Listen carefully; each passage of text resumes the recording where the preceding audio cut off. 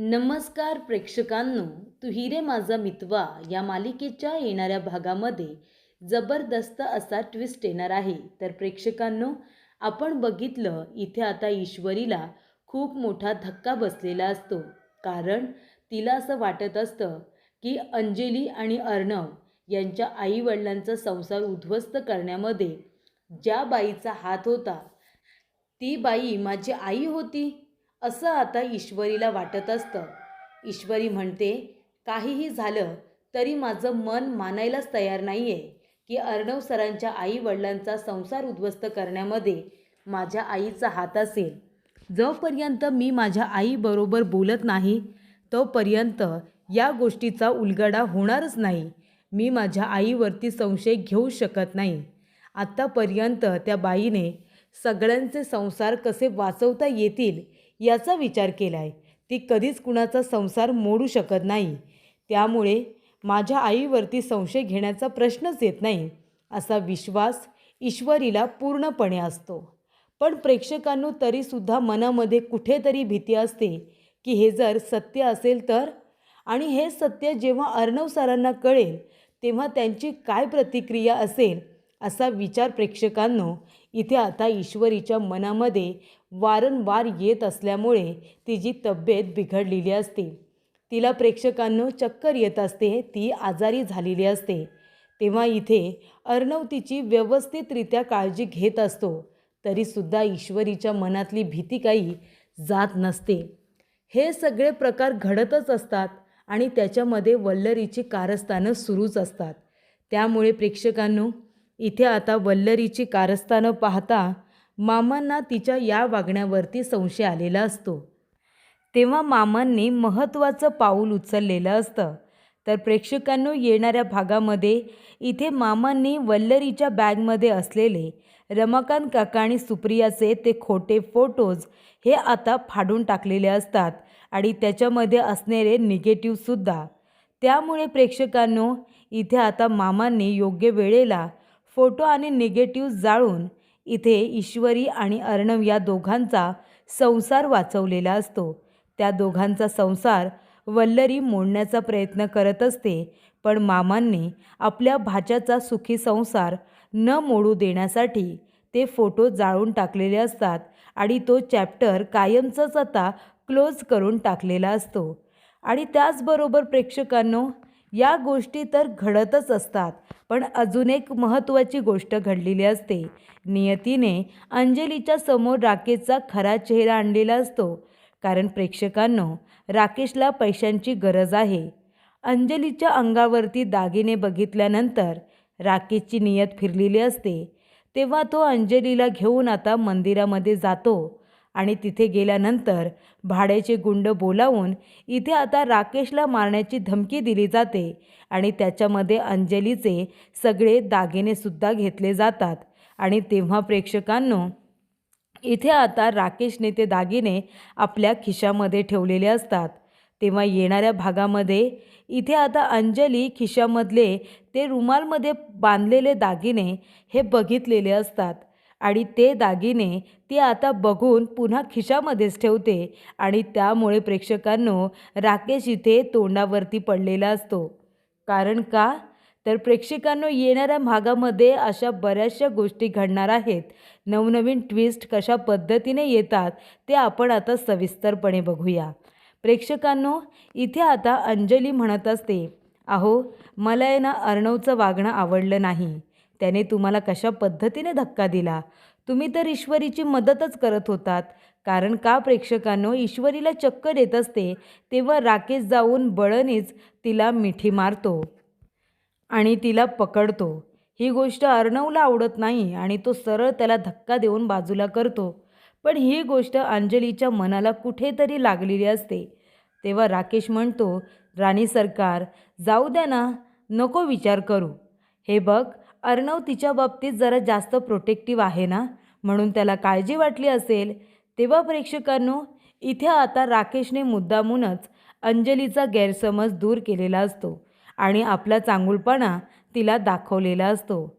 राकेश म्हणतो, राणी सरकार, आपण एक काम करूया का, आपण ईश्वरीला लवकरात लवकर बरं वाटू दे अशी प्रार्थना करण्यासाठी मंदिरात जाऊया. काय वाटतं तुला? तेव्हा अंजली म्हणते, ठीक आहे, आपण दोघेजणं नक्कीच जाऊया. तेव्हा अंजली आणि राकेश हे दोघेजणं आता मंदिरामध्ये जातात आणि तिथून येताना प्रेक्षकांनो काही गुंड लोक येतात आणि अंजलीला आता चाकू दाखवतात. तेव्हा राकेश जाऊन त्या गुंड लोकांना मारतो. तेव्हा इथे राकेशची धुलाई केली जाते.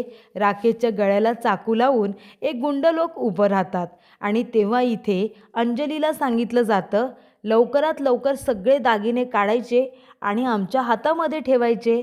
तेव्हा प्रेक्षकांनो अंजली आता साधी सिंपल मुलगी खूपच जास्त घाबरते. ती म्हणते, एक मिनिट दादा, तुम्ही त्यांना काही करू नका, तुम्ही प्लीज त्यांना सोडा. तुम्हाला माझे सगळे दागिने हवेत ना, प्लीज तुम्ही हे सगळे दागिने घ्या. आणि तेव्हा हातातल्या सोन्याच्या बांगड्या, गळ्यातला हार, कानातले, पैंजण हे सगळं प्रेक्षकांनो आता अंजली काढून त्या गुंड लोकांच्या स्वाधीन करते. आणि त्यानंतर प्रेक्षकांनो इथे आता अंजली पुढे गेल्यानंतर राकेश त्या गुंड लोकांच्या मागे धावत जातो आणि म्हणतो, थांबे, चल थांब, चल माझा अर्धा माल दे, चल इकडे. तेव्हा प्रेक्षकांनो त्यातल्या काही गोष्टी ह्या त्या गुंड लोकाला दिल्या जातात, तर काही गोष्टी ह्या त्या राकेशने रुमालामध्ये बांधून घेतलेल्या असतात आणि तेव्हा त्या खिशामध्ये ठेवत असताना खाली पडतात. आणि तेव्हाच प्रेक्षकांनो अंजली मागे वळून राकेशकडे बघणार आणि राकेशने ती रुमाल खिशामध्ये ठेवणार. ही आता एकसाथ झालेली गोष्ट असते. त्यामुळे राकेश घाबरतो. अंजलीने आपल्याला रुमाल खिशामध्ये ठेवताना बघितलं की काय, या गोष्टीची भीती आता राकेशला वाटत असते. आणि तेव्हाच प्रेक्षकांनो इथे आता अंजलीला राकेशवरती संशय आलेला असतो, अगदी 100%. पण ती अजिबात दाखवून देत नाही की तिला त्याच्यावरती संशय आलेला आहे. आणि त्यानंतर प्रेक्षकांनो या गोष्टी तर घडत आलेल्याच असतात. अंजली अजिबात त्याला दाखवून देत नाही की तिला संशय आला आहे. पण त्यानंतर घरी आलेले असतात आणि घरी आल्यानंतर राकेशने आपली पॅन्ट आता काढून ठेवलेली असते. पण आता ती घातलेली पॅन्ट त्यांनी घडी वगैरे घालून इथे कपाटामध्ये ठेवलेली असते, जेणेकरून अंजलीला संशय येऊ नये म्हणून. तेव्हा प्रेक्षकांनो इथे आता राकेश घरी येतो, चेंज वगैरे करतो आणि जेव्हा तो फ्रेश व्हायला आता बाथरूममध्ये जातो तेव्हा हळूच आता अंजली उठते, कपाट उघडून ती पॅन्ट आधी बाहेर काढते आणि त्याचे खिसे तपासते. तेव्हा खिशामध्ये तिला तो रुमाल सापडतो, त्याच्यामध्ये तिचा हार, कानातले आणि बांगड्या असतात. तेव्हा इथे आता ईश्वरीला जे सांगायचं असतं ते अंजलीला कळलेलं असतं. तेव्हा इथे अंजली म्हणते, अच्छा, म्हणजे हा सगळा प्लॅन होता आणि तो सगळा राजेशने केला होता. माझे दागिने हवे होते म्हणून. म्हणजे हा माणूस चांगुलपणाचं खरोखर ढोंग करतो का? माझा त्यांच्यावरती जो काही आंधळा विश्वास आहे हे सगळं खोटं आहे की काय? म्हणजे मी जेवढं प्रेम करते ते माझ्यावरती प्रेम करत नाही. त्यांना माझे दागिने हवे होते म्हणून त्यांनी भाड्याचे गुंड बोलवले. भाड्याचे गुंड बोलावून त्यांनी माझे दागिने घ्यायला सांगितले, माझं स्त्रीधन. आत्तापर्यंत राकेशने मला एकसुद्धा दागिना केलेला नाही आहे. हे सगळे दागिने माझ्या चिंटूने मला केलेत आणि ते सुद्धा माझं स्त्रीधन यांना हवं होतं म्हणून त्यांनी एवढा मोठा ड्रामा क्रिएट केला. आणि ही गोष्ट अंजलीला अजिबात आवडत नाही, तिच्या ती पचनी पडत नाही. तेव्हा प्रेक्षकांनो अंजली म्हणते, ठीक आहे, आता तुम्ही बघाच कसा तुमचा पचका होतो ते. तेव्हा प्रेक्षकांनो अंजली आता ते दागिने तसेच खिशामध्ये ठेवून देते आणि असं रिॲक्ट करते की तिला याबद्दल काहीच माहीत नाही आणि ती आता झोपून जाते. तेव्हा प्रेक्षकांनो इथे आता राकेश लगेचच तीच पॅन्ट घालतो, तयार होतो आणि पुन्हा तो बाहेर पडलेला असतो. आणि ते सगळे दागिने घेऊन तो सोनाराकडे जातो आणि सोनाराला म्हणतो की हे दागिने घ्या आणि मला याचे जास्तीत जास्त पैसे द्या. तेव्हा प्रेक्षकांनो इथे आता सोनार ते दागिने चेक करतो आणि म्हणतो की हे तर नकली दागिने आहेत, हे सोन्याचे दागिने नाही आहेत. तेव्हा इथे आहे राकेश म्हणतो, काय सोन्याचे दागिने नाही आहेत? अहो असं काय करताय, ते सोन्याचेच दागिने आहेत, माझी बायको नकली दागिने नाही घालत. तेव्हा प्रेक्षकांनो इथे आता राकेश म्हणत असतो, अहो मी खरंच सांगतोय ते सोन्याचे दागिने आहेत. सोनार म्हणतात, अहो नाही, आम्हाला कळत नाही का, हे काही नकली दागिने आहेत. तेव्हा प्रेक्षकांनो राकेश आता खूप मोठ्या धर्मसंकटात पडलेला असतो की हे कसं काय शक्य होऊ शकतं. तेव्हा राकेश म्हणतो, खरं बोलताय तुम्ही? सोनार म्हणतात, मी का खोटं बोलेन? तेव्हा सोनार म्हणतो की तुम्ही एक काम करा, माझ्यावरती विश्वास नसेल ना, समोरच्या सोनाराकडे जा, तिथे जाऊन कन्फर्म करा. तेव्हा प्रेक्षकांनो राकेश आता अजून एका सोनाराकडे जातो. त्यांना विचारतो, हे की दागिने कसले आहेत, असले की नकली? तेव्हा चेक केल्या केल्या तर सोनार म्हणतो, नाही नाही, नकली दागिने आहेत. तेव्हा इथे राकेशला खूप मोठा धक्का बसतो. राकेश म्हणतो, अरे बापरे, म्हणजे हा तर माझ्यासोबत एक प्रँक झाला. म्हणजे माझ्याच बायकोने माझ्या विरोधात स्कॅम रचलाय की काय? तेव्हा प्रेक्षकांनो इथे आता टेन्शनमध्ये असलेला राकेश लगेच घरी येतो आणि विचारत असतो की अंजली, अगं तुला माहिती आहे का? तेव्हा अंजली म्हणते, काय हो? हे बघ मी तुझे दागिने आहेत ना परत घेऊन आलो. तेव्हा ती म्हणते, अहो तुम्ही कसे काय दागिने परत आणलेत? राकेश म्हणतो, कसे काय म्हणजे काय? मी गेलो त्या गुंड लोकांना शोधून काढलं. अगं मी कोण आहे? मी वकील आहे, वकील. माझेसुद्धा कॉन्टॅक्ट्स आहेत. मी सुद्धा पोलिसांना इथे कामाला लावतो. तेव्हा त्या गुंड लोकांना मी पकडलं. CCTV कॅमेऱ्यामध्ये बघितलं ते कुठे गेलेत आणि त्या गुंड लोकांना पकडून तुझे हे बघ मी दागिने परत घेऊन आलो आहे. तेव्हा अंजली म्हणते, अहो कशाला तुम्ही एवढं सगळं केलं? राकेश म्हणतो, का? अगं तुझे दागिने परत आणलेत ना. ईश्वरी म्हणते, अहो ते दागिने नकलीच होते. कशाला तुम्ही गेलात त्यांच्या मागे मागे? म्हणून तर मी लगेच ते दागिने त्यांना काढून दिले ना. तेव्हा इथे राकेश म्हणतो, म्हणजे तू हे दागिने नकली होते म्हणून दिलेस आणि सोन्याचे असते तर? तेव्हा अंजली म्हणते, अहो सोन्याचे असते तरी दिलेच असते, पण नकली होते म्हणून अजून लवकर देऊन टाकले तुमचा जीव वाचवण्यासाठी. कळते का तुम्हाला? अहो तुम्हाला तर माहिती आहे ना चोऱ्या माऱ्या किती होतात. म्हणून हे 1 ग्रॅम दागिना जो आहे ना, 1 ग्राम सोनं, ते दागिनेसुद्धा मिळतात आणि ते घालायचे सणासुदीला. सोन्याचेच पाहिजे असं काय आहे? म्हणून मी अधूनमधून असे दागिने घालत असते. माझी मैत्रीण आहे ना, ती नवनवीन डिझाईन्स तयार करते आणि मग ती मला असे पाठवत असते. मग ते दागिने मी घालते आणि तिला रिव्ह्यूसुद्धा देते. तेव्हा प्रेक्षकांनो अशा रीतीने इथे अंजलीने राकेशला चांगलंच तोंडावरती पाडलेलं असतं.